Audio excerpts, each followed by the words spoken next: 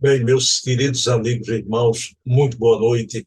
Estamos aqui em mais um programa Bezerra de Menezes, o Kardec brasileiro, sempre na companhia de Luciano Clay e sempre todo domingo às 20 horas. Mas antes de começar o nosso programa, queria falar nos outros programas aqui do meu canal. São 4 programas semanais e 4 mensais. Os semanais é esse de Bezerra no domingo. Na terça-feira, o Hermínio C. Miranda, o grande escriba, o Ana Maria Miranda. Na quarta-feira, a resenha literária em algum lugar do Jardim, com o pesquisador Silvio Mariano, uma resenha sobre livros e o seu conteúdo. Na quinta-feira, o programa O Metro que Melhor Mediu Kardec, sobre a vida e a obra de Herculano, com a sua filha, Heloísa Pires. A gente conversa com esse pessoal sempre às 20 horas. Esses são os programas semanais. Mas vamos aos programas mensais, que só acontecem aos sábados, também às 20 horas. Mas os programas mensais só são aos sábados. Todo o primeiro sábado, o programa Leon Denis, o apóstolo do Espiritismo, conversando aqui com Charles Kemp, o presidente da Federação Espírita Francesa.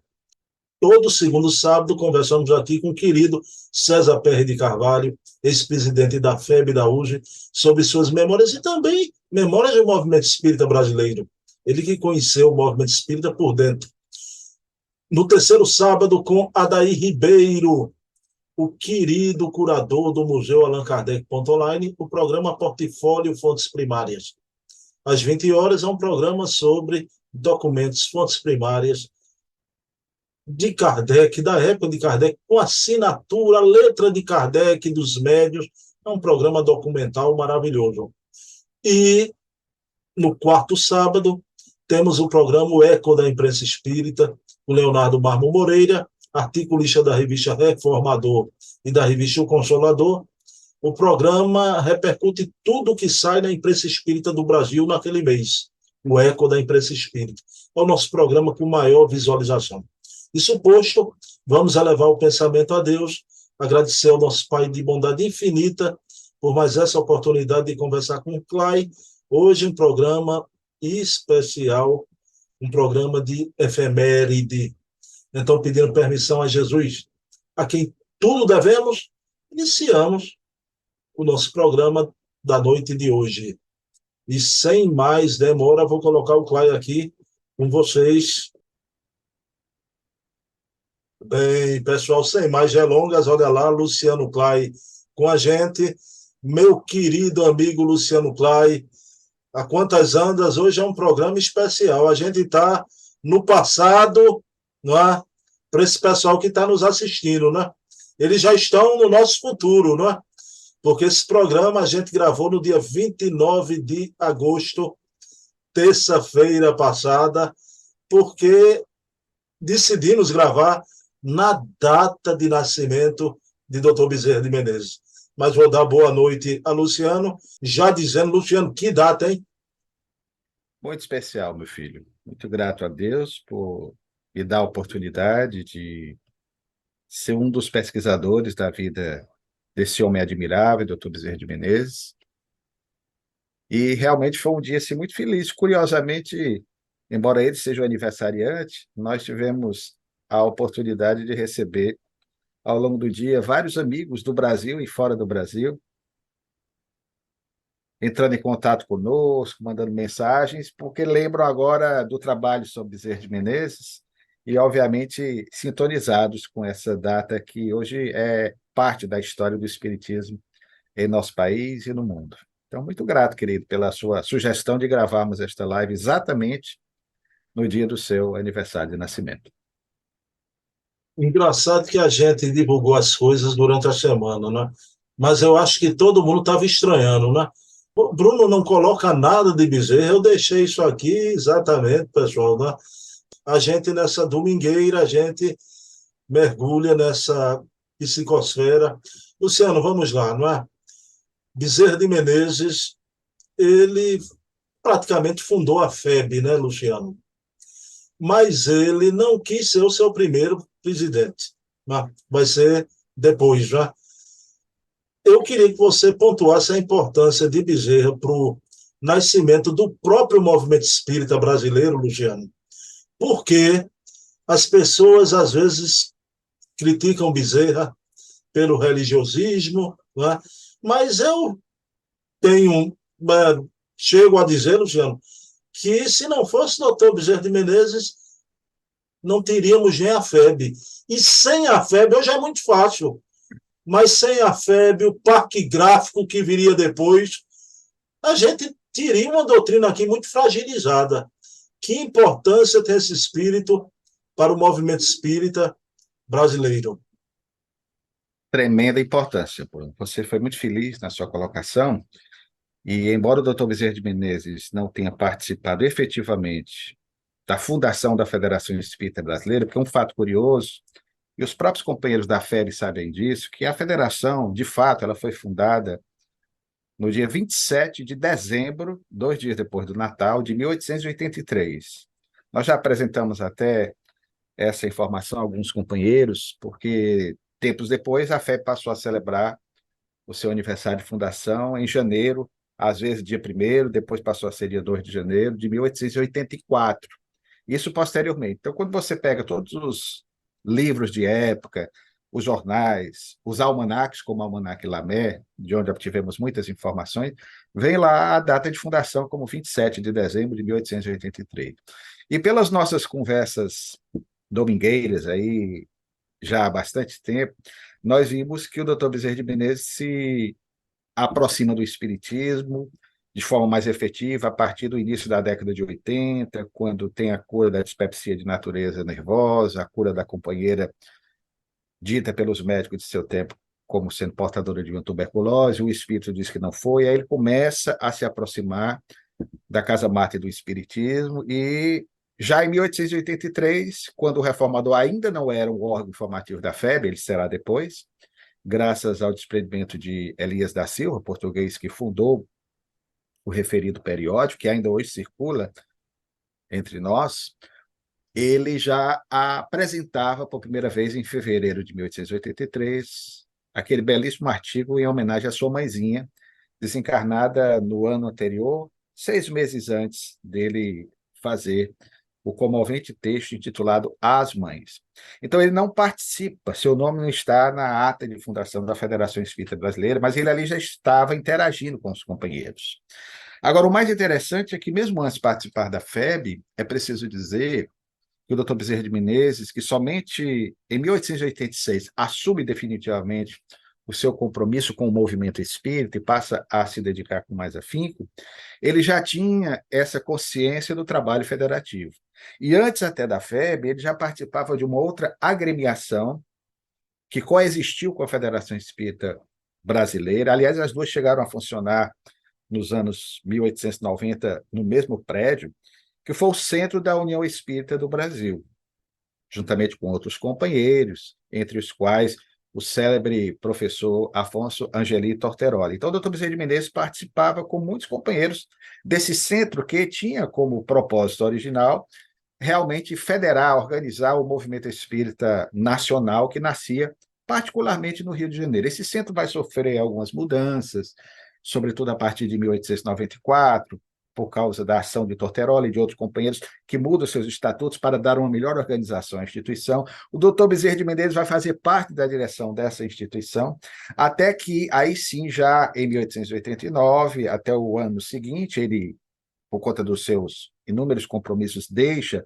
a presidência da federação. A primeira vez foi em 1889, quando ele organiza um congresso espírita, com esse espírito federativo, e a segunda e derradeira vez que ele vai estar à frente da federação será de 3 de agosto de 1895 até o dia 11 de abril de 1900, quando ele desencarna no exercício da função. Portanto, ele esteve à frente da federação em 2 mandatos. E eu concordo com você, querido, porque, embora essas tentativas de unificação, ninguém tinha a visão de organização do Dr. Bezerra de Menezes em relação ao movimento. E até por conta da sua experiência de vida.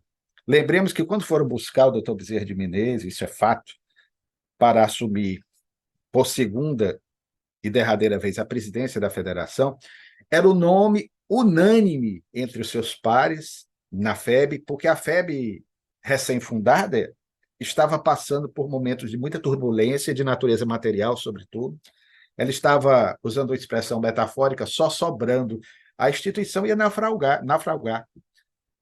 E aí Bezerra de Menezes, ele vai, com a sua capacidade extraordinária administrativa, nós observamos isso, ele, de certa forma, vai puxar para si as rédeas da federação e vai literalmente salvar a instituição, inclusive pensando em questões para a manutenção da instituição de natureza material que até então não havia. Por exemplo, vai ser ele, em 1897, que vai criar a Livraria da Federação Espírita Brasileira, que ainda hoje existe, em 1897, para que assim a instituição tivesse como angariar alguns recursos, porque na época a FEB funcionava em prédios alugados. A sede definitiva da instituição é de 1911, quando foi inaugurada, num esforço muito grande dos espíritas daquele decênio inicial do século, que se movimentaram para angariar os recursos necessários a construir o prédio que ainda hoje existe, a sede histórica da FEB, na Avenida Passos, no Rio de Janeiro.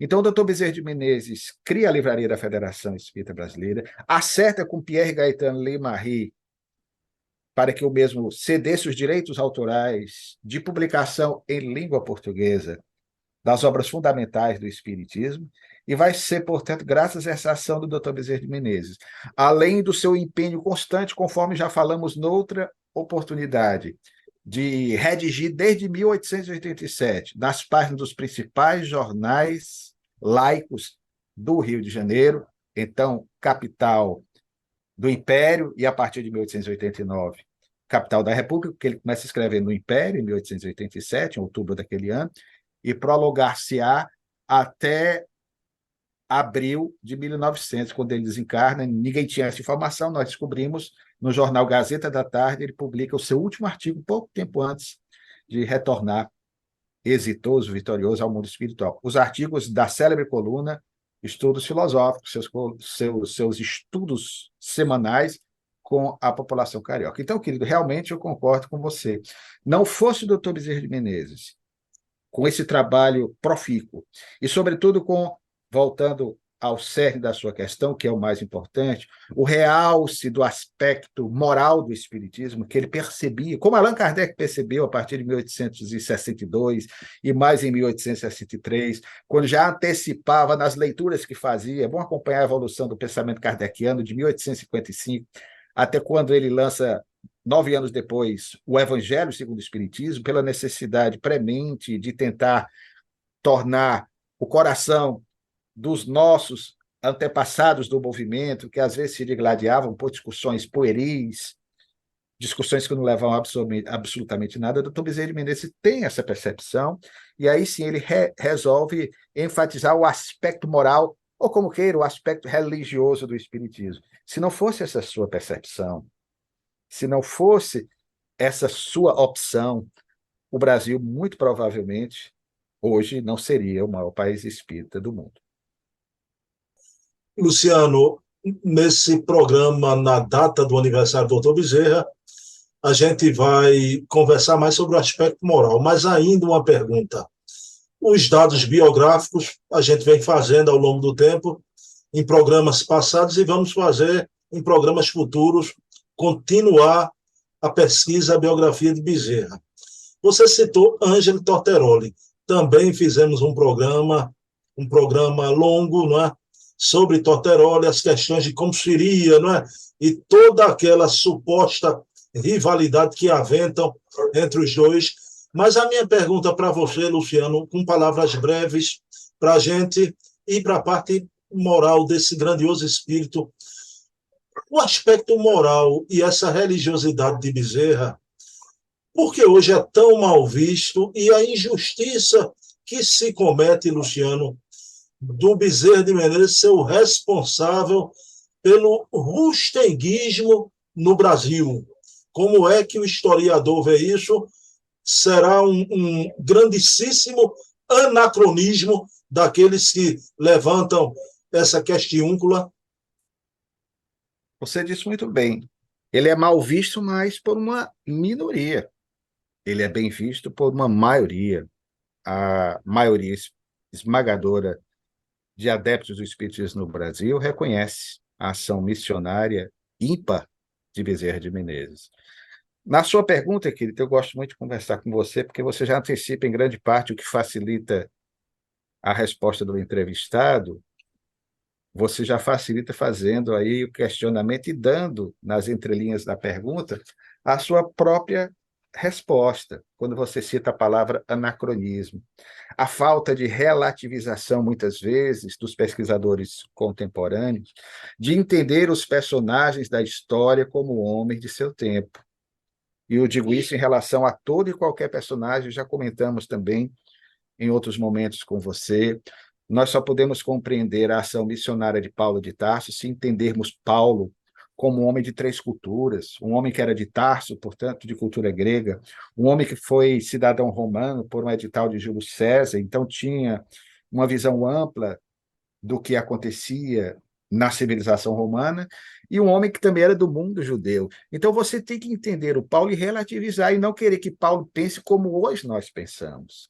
Da mesma forma, Francisco de Assis, em plena Idade Média, nós temos que entender o pobrezinho da Úmbria, situado num contexto grave da história da humanidade, quando ele, na sua ingenuidade, no sentido de pureza da alma, ele pensava, a priori, reconstituir uma igreja, a igrejinha de São Damiano, que estava em meio aos escombros devido ao tempo. Depois ele entende que a convocação que Jesus lhe faz, num diálogo mediúnico, típico, como nós espíritas entendemos, quando convoca para construir sua igreja, a igreja moral, que estava em processo de declínio, nós precisamos também relativizar e entender as características de Francisco, que faz voto de pobreza, que opta por ter um estilo de vida, que até muitos hoje podem não concordar, mas foi graças a essa sua opção de vida, de comportamento, que ele foi eleito pela revista Times recentemente, na virada do milênio passado para este, como personagem que melhor representa para nós como protótipo, como paradigma, como modelo de vida, que todos nós admiramos, cristãos ou não cristãos, crentes ou descrentes, que é alguém que, na prática, realmente se dispôs a viver em plenitude aquilo que pregava. E quando entendemos Bezerra de Menezes, portanto, querido, nós temos que entendê-lo como homem de seu tempo. Não dá para analisar, voltando ainda ao passado, Jesus como cristão, porque Jesus nunca foi cristão. Embora Jesus Cristo, a expressão mais tarde assim cunhada, vem pela adoção do título de ungido, Christus, que é de origem grega, e ficou Jesus Cristo, mas não era esse o nome dele. Jesus era um judeu que viveu há 2000 anos, e aí você entende melhormente como é que ele vivia. Da mesma forma, Bezerra de Menezes. Dizemos sempre, querido, que qualquer um de nós, espíritas hoje, que vivêssemos naquela época, adotaríamos os comportamentos semelhantes àqueles que hoje nós criticamos. E nós temos de ter o que Kardec tinha sobejamente, que falta em muitos de nós atualmente: bom senso. Para entender Bezerra de Menezes, você tem que voltar no tempo e situá-lo naquele contexto em que as leituras eram páricas, eram poucas no tocante às obras fundamentais do Espiritismo. Eram poucas as obras traduzidas para a língua portuguesa a partir de 1875. Nós tivemos notícias, já comentamos aqui, isso é fato. As traduções das obras fundamentais, a começar com o Livro dos Espíritos, que foi presenteado a ele. Mas as pessoas ávidas por conhecer um pouco mais acerca dos fenômenos espirituais, da imortalidade da alma, dos preceitos fundamentais do Espiritismo, lia tudo quanto havia nas obras sistematizadas por Allan Kardec, e depois não tinha mais nada o que ler, e muitos partiam para outras obras. Então, as obras de João Batista Rothstein, que é quem causa toda essa celeuma, que é uma celeuma que os historiadores quase nunca entendem, embora houvesse sempre divergências no tocante às interpretações, mas só vai acontecer efetivamente no Brasil, isso é fato, mais à frente no tempo, e sobretudo depois da desencarnação do Dr. Bezerra de Menezes, quando se usa a expressão místico, que alguns tentam adequar ao entendimento da questão Rothstein, nós não vamos aqui pelo tempo abordar especificamente essa questão, fica até a sugestão para uma live específica sobre isso. Nós pesquisamos a fundo, essas questões nem na Europa eram discutidas, só depois da desencarnação de Allan Kardec, mais para o final dos anos 1870 e mais até nos anos 1880, é que na Europa vão começar a ter, no momento em que o espiritismo vai passar por um momento de declínio em termos de divulgação. E, evidentemente, que vai recrudescer no Brasil.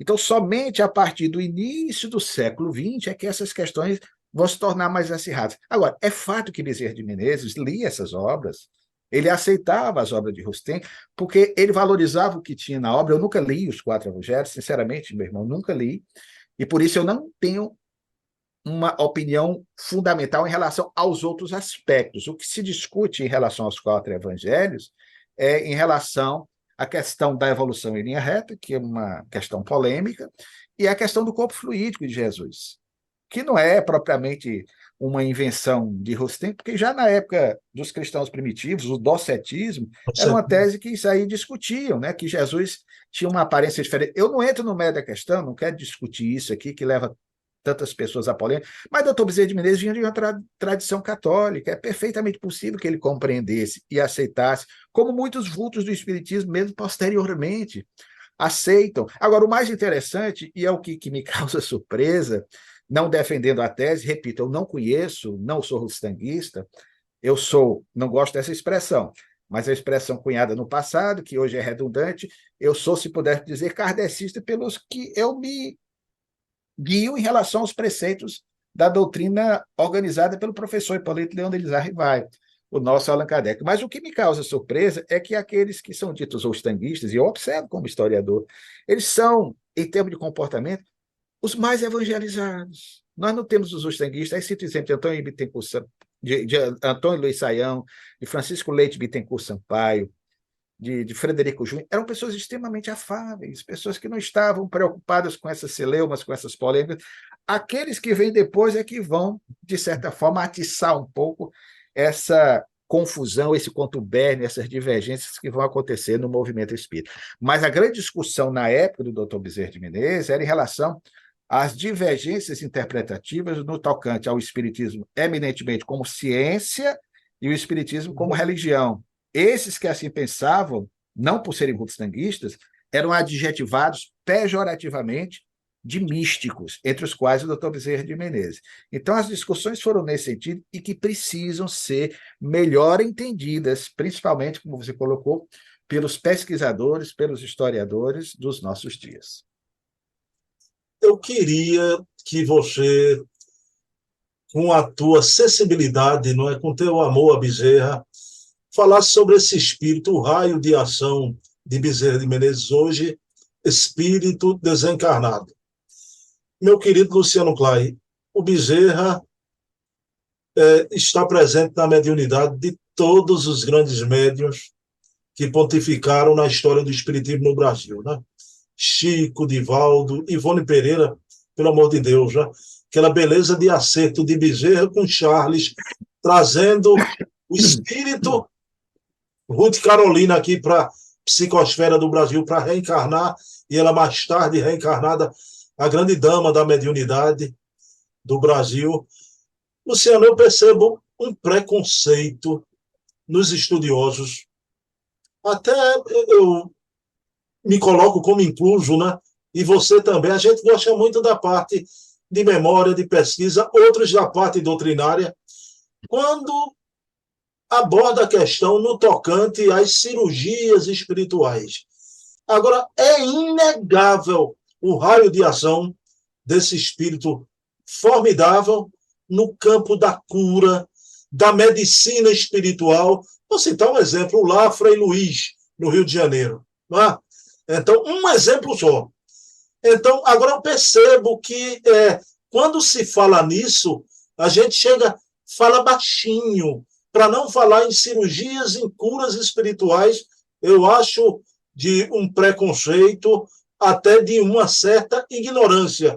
Mas eu queria que você, com tua sensibilidade também, você não é só um historiador, você é um espírita há décadas, você falasse de Bezerra esse raio de ação, tanto através da mediunidade dos grandes missionários aqui no Brasil, como hoje, no plano espiritual, as equipes de Bezerra de Menezes, né? Milhares de espíritos, né? Nessa pleiade maravilhosa. Por favor, Luciano. Pois não, querido, não é só preconceito, Bruno, mas também falta de conhecimento até doutrinário, porque quem lê a obra eminentemente científica de Allan Kardec, aquela que é mais investigativa, é mais percussiente no tocante à fenomenologia mediúnica, que foi lançada em 1861, o Livro dos Médiuns, ele nos fala, entre outros tipos de mediunidade, A mediunidade cura. Então, sempre historicamente, nós vamos ter registro da presença na Terra de personagens, os grandes avatares, os grandes iluminados, os grandes santos da igreja, que, para efetuarem as suas curas, e até nos quadros, nas fontes imagéticas já renascentistas, que são mais aperfeiçoadas, impunham as suas mãos. O doutor Bezerra de Menezes, inclusive, quando encarnado, nós já comentamos a respeito disso, falava acerca de uma medicina futurista, ou a medicina do futuro, em que ele encarava o entendimento de uma visão diferente dos seus colegas de medicina, em que, além do magnetismo, da homeopatia, as comunicações mediúnicas fariam parte desse processo terapêutico. Então, nós vamos ter alguém que pensava assim quando encarnado e vai continuar assim também pensando quando desencarnado.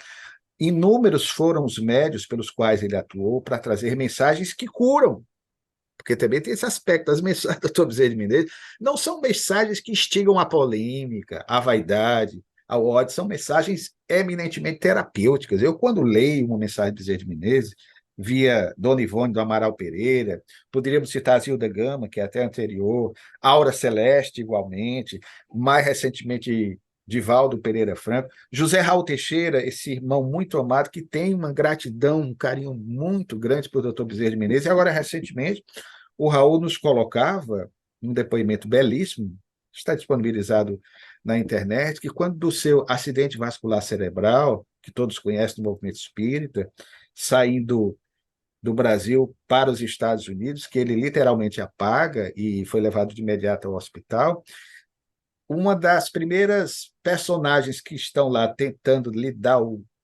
auxílio de imediato, um dos rostos familiares que ele identifica, é o do Dr. Bezerra de Menezes. Então, são inúmeras as ações do Dr. Bezerra de Menezes. E mesmo esses que criticam, às vezes por uma questão que fica difícil até entender, porque não é para se gerar polêmica, aquelas pessoas que humildemente vão para as casas espíritas, desde outrora, na sua maneira de pensar, elas ali, em momento de angústia, de dor, suplicam sinceramente a cura de algum problema, se não para si, para os seus familiares. Então, quando pede aquilo que é feito com fervor, o doutor Bezerra de Menezes não é insensível a isso. Se ele era médico quando encarnado, e médico de almas também, e continua atuando desde 1900 no mundo espiritual, vide aí as homenagens que são prestadas a ele, vide o célebre caso de 1950, em 11 de abril daquele ano, quando ele interage com o espírito de Celina, que o convocava para reencarnar no outro orbe, e ele declina do convite. Para quê? Para poder ficar no Brasil, cuidando e confortando a alma da nacionalidade brasileira em todos os sentidos, com a mensagem curativa, o evangelho, terapia, sobretudo na visão espírita, e através também dos passes magnéticos, que é uma realidade, ou através até de processos de cura que acontecem durante uma reunião numa casa espírita. O que muita gente polemiza quando se fala em cura, talvez é pensando, e mesmo assim temos que respeitar, nas curas que foram prodigalizadas, mormente nos anos 1960, pelo extraordinário médium José Arigó, que não era propriamente espírita, assim, em termos de conhecimento, mas uma mediunidade a toda prova. Então, nós vamos ter, aí sim, tem algumas polêmicas pela questão das cirurgias, o confronto com a medicina, como o doutor Bezerra de Menezes também já respondia em seu tempo, né, por conta disso, sobretudo quando se alia ao médium João Gonçalves do Nascimento, para promover uma série de curas, curas que o libertaram da dispepsia de natureza nervosa. Então, ele sabia disso, estava com o médium, se valia do receituário homeopático mediúnico. Quantas casas espíritas, sinceramente, com médiuns sérios? Claro, quem tem que estar sempre tendo cuidado de observar a seriedade daqueles com os quais nós trabalhamos, porque dizia, eu gosto muito dessa expressão do sábio espiritualista médium italiano Pietro Baldi, que em todas as religiões, em todas, sem exceção, existem homens bons, maus, honestos e desonestos, inclusive no espiritismo. Nós temos que estar atentos à ação dos desonestos. Recentemente, nós tivemos um escândalo dessa natureza, divulgado pela televisão, não citamos o nome do médium, mas por problema de natureza pessoal, pelo seu desequilíbrio interior, todos nós estamos sujeitos, mas que tem absolutamente nada a ver com o espiritismo. E ainda bem também que ele não se afirmava espírita, né? Então, no caso do Dr. Bezerra de Menezes, é algo totalmente diferente, Bruno. Então, é algo que nós temos que repensar, essa nossa visão, que não deixa de ter aí um pouco do nosso preconceito. Concordo com você. Luciano Clay, a minha pergunta derradeira para você, a gente citou Dona Ivone do Amaral Pereira, não só a grande dama da mediunidade no Brasil, Luciano, mas ela é chamada carinhosamente a Médio de Bezerra, a Médio de Bezerra, não é?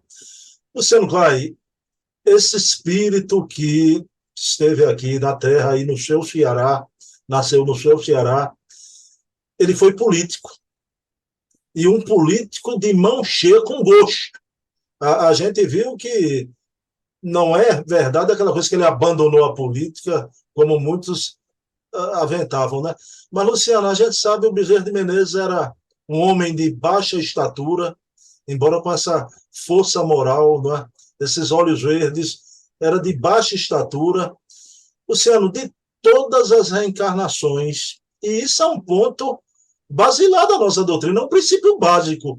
É outro preconceito também, quando a gente vai falar de reencarnação, claro que é sempre uma hipótese.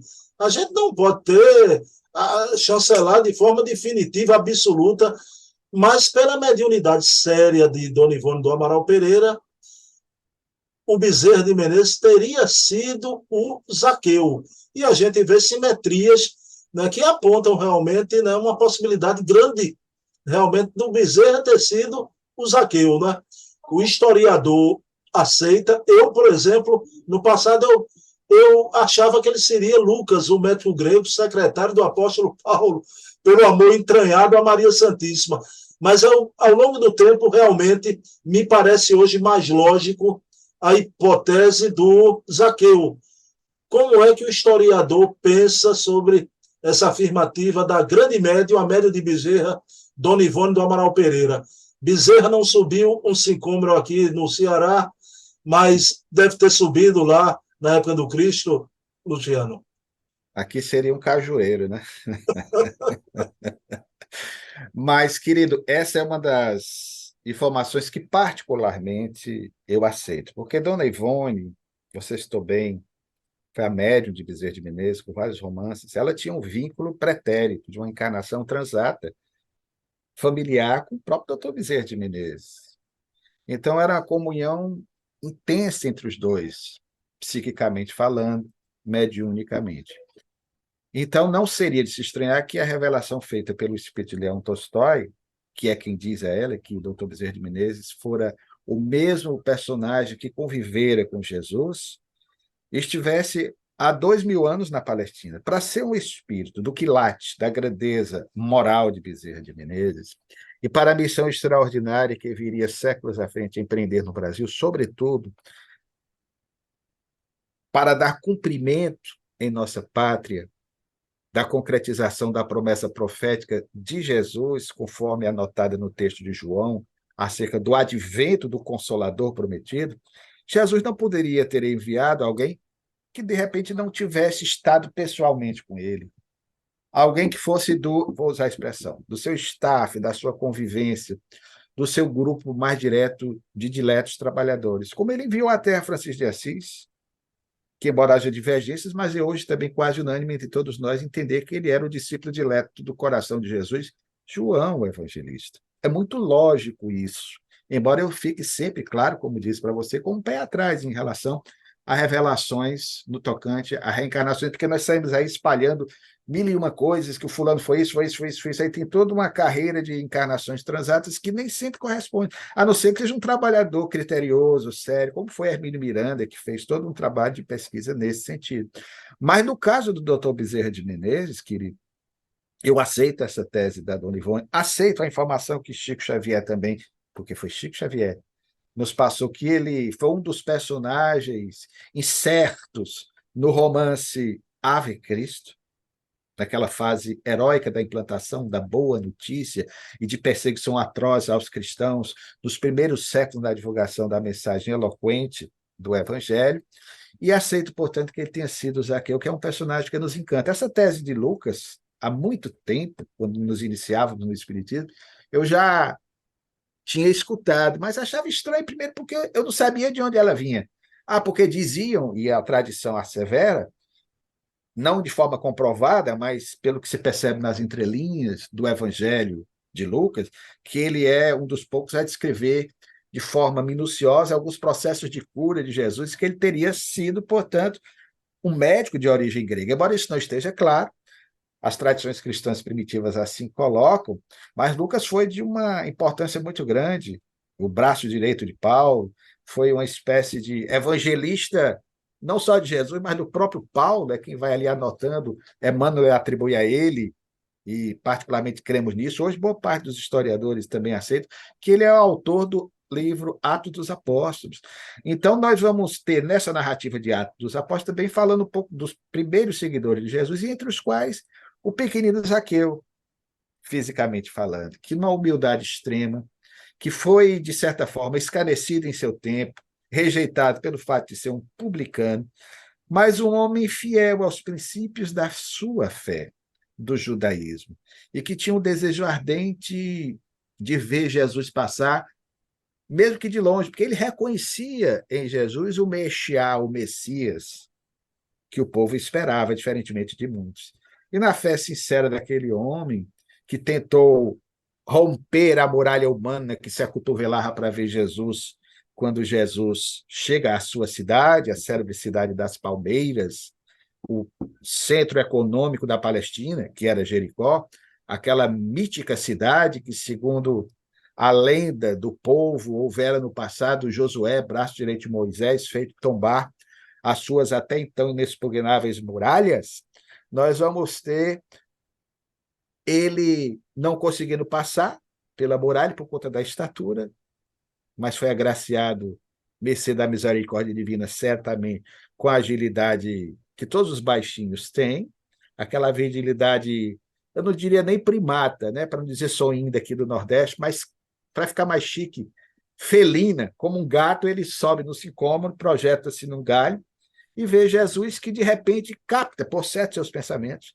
muda o seu trajeto, passa por sob o galho no qual ele se encontrava, olha para cima, e aí a grande surpresa oferece-se para cear com ele na sua residência naquele dia. Imagina o escândalo, imagina os mexeriqueiros, os fofoqueiros de plantão. Zaqueu cai da árvore, por certo, como fruto maduro, no chão, dispara na direção da sua casa, e a partir da visita que Jesus lhe faz, como o próprio mestre diz, que naquele dia a salvação entrou na sua causa. Particularmente, na sua casa, particularmente encontro muitos comportamentos que podemos identificar, embora nós não tenhamos muitos informes históricos a respeito de Zaqueu, ainda é um personagem, como todos os que conviveram com Jesus, de parca documentação a respeito, mas pelo que é descrito, nós identificamos sim muitas coisas que parecem os comportamentos, as ações dele de volta, ele manda a personalidade de Bezerra de Menezes. Luciano, gratidão por tudo, Luciano. Pessoal, vocês estão já no domingo, 3 de setembro. Em algum lugar do passado, estamos aqui, eu e Luciano, na data de nascimento de Bezerra, 29 de agosto. Eu vou pedir a Luciano Clay, nesse 29 de agosto, que Luciano faça uma prece a doutor Bezerra. Jesus amado. Foi também no dia 29 de agosto, só que do ano de 1831, que por tua bondade e preocupação conosco, nesse processo de metamorfose, porque passa o teu orbe, o planeta Terra, que decidiste enviar até nós um dos teus mais diletos discípulos, o nosso doutor Adolfo Bezerra de Menezes Cavalcante, que nasceu no nosso torrão, na sofrida terra do Ceará, como sonha, aliás, acontecer com todas as grandes almas peregrinas que descem à terra em momentos graves de turbulência, para mais tarde, pelo seu exemplo, nos ensinarem o abecedário do amor. Invade-nos a alma nesse instante, Senhor, neste dia em que o homenageamos, e, sobretudo, com a finalização deste encontro através de uma prece, que possamos, através desta, a Ele externar o nosso reconhecimento, as nossas mais sinceras vibrações de carinho, de afeto, por tudo quanto dele, esse espírito ainda para nós pouco compreendido, temos recebido. Envolve o Senhor em ondas cada vez mais intensas de amor e paz, para que, recebendo, sem que precise, claro, os nossos pensamentos, ele possa, a partir das nossas preces, das nossas vibrações, aproveitá-las como teu médium, como teu intermediário, para que essas mesmas energias que emanamos na direção do seu espírito possam ser transformadas em energias curadoras, energias que propiciem aos corações atormentados o bálsamo reconfortante, o refrigério que acalma a nossa alma, para termos a ciência, a compreensão de que, embora as dificuldades pelas quais todos nós passamos, tudo na vida é transitório, tudo na vida é efêmero, tudo na vida passa, exceto, Senhor, o teu amor dedicado a cada um de nós. Sê com Bezerra de Menezes e sê com todos nós, Senhor, agora, hoje e sempre. Que assim seja. Bom, pessoal, próximo domingo estaremos aqui novamente trazendo as belezas do Dr. Bezerra. Quero dedicar esse programa à minha mãe amada, minha mãe Eva, te amo como sempre. Pessoal, salve o 29 de agosto. Viva Dr. Bezerra de Menezes, viva Jesus. Luciano, obrigado. Até a próxima. Tamo junto. Abraço, querido.